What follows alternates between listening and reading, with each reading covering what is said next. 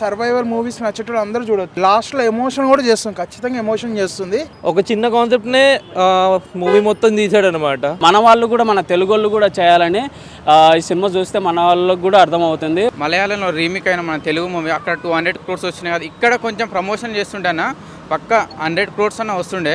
ఆ సెకండ్ హాఫ్లో కొన్ని సీన్స్ అయితే హై ఉంటాయి అనమాట, పీక్లో ఉంటాయి. చాలా ఎంగేజ్ చేస్తుంది మూవీ అనేది మనకి. ఇప్పుడు స్టార్టింగ్లో ఒక గ్రూప్ ఆఫ్ ఫ్రెండ్స్ అన్నట్టు సరదాగా సాగుతుంది మూవీ. మంచి ఎప్పుడైతే వాళ్ళు టూర్ స్టార్ట్ చేస్తారో అక్కడి నుంచి మనకి హైప్ ఎక్కుతుంది. మన ట్రైలర్లో చూస్తే టూర్ గురించి అక్కడి నుంచి జరిగిన ఇన్సిడెంట్కి ఆ తర్వాత సర్వైవల్ ఎలా జరిగింది, ఒక ఏమంటారు విల్ పవర్ ఉంటే ఏదైనా సాధించగలం అన్నట్టు ఒక చాలా బాగా చూపించారు. అదైతే ఎవ్రీథింగ్ అంటే అందరూ చూడొచ్చు. ఒక సర్వైవల్ మూవీస్ నచ్చేటప్పుడు అందరూ చూడొచ్చు.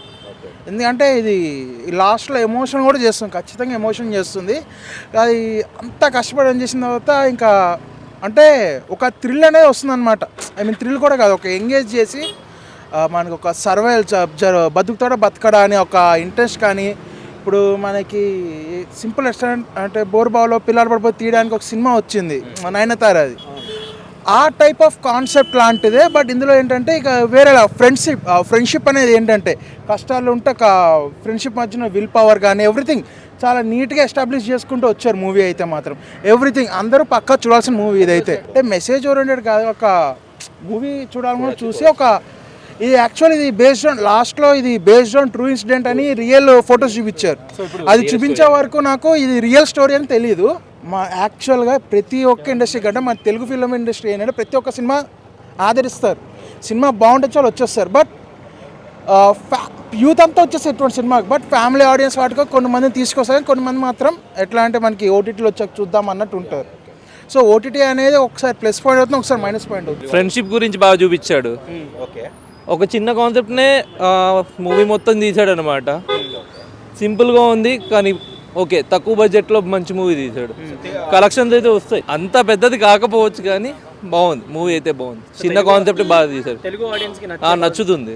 ఎవరైనా చూడొచ్చు. దీంట్లో ఏ రేటెడ్ ఏమీ లేదు, కామెడీ ఉంది మరీ అంత కాదు కొంచెం. మంజుమల్ బాయ్స్ మాత్రం చాలా సూపర్గా ఉంది, ఒక విజువల్స్ వండర్ లాగా ఉంది. అసలు వాళ్ళు ఫారెస్ట్లో ఎంటర్ అయ్యాక ఉంటుంది ఒక్కొక్కటి సాహసాలు అనేది చాలా వైబ్రేషన్స్ ఎమోషనల్ చాలా క్యారీ చేశారు. అదొకటి అడవిలో ఫారెస్ట్లో ఆ వ్యూ అనేది చాలా సూపర్ ఉంది. బ్యాక్గ్రౌండ్ మ్యూజిక్ అయినా డైరెక్షన్ అయినా ఎంత బాగా అనిపించింది. ఆ ఫ్రెండ్షిప్ బాండింగ్ అయినా సూపర్ అండి.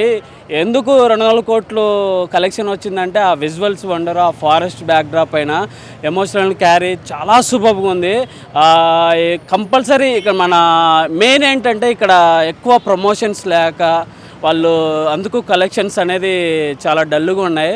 ఈ మూవీ బాగా ప్రమోషన్ చేస్తే తెలుగులో బాగా ఆడిద్ది. ఇలాంటి మూవీస్ కూడా మన వాళ్ళు కూడా మన తెలుగు వాళ్ళు కూడా చేయాలని ఈ సినిమా చూస్తే మన వాళ్ళకి కూడా అర్థమవుతుంది. చాలా సూపర్గా ఉంది. అందరు కలిసి ఫ్రెండ్స్ కలిసి ఒక ట్రిప్కి వెళ్తారు ఫారెస్ట్లో. ఒకరు మిస్సింగ్ అయ్యి దాంట్లో పడిపోతారు.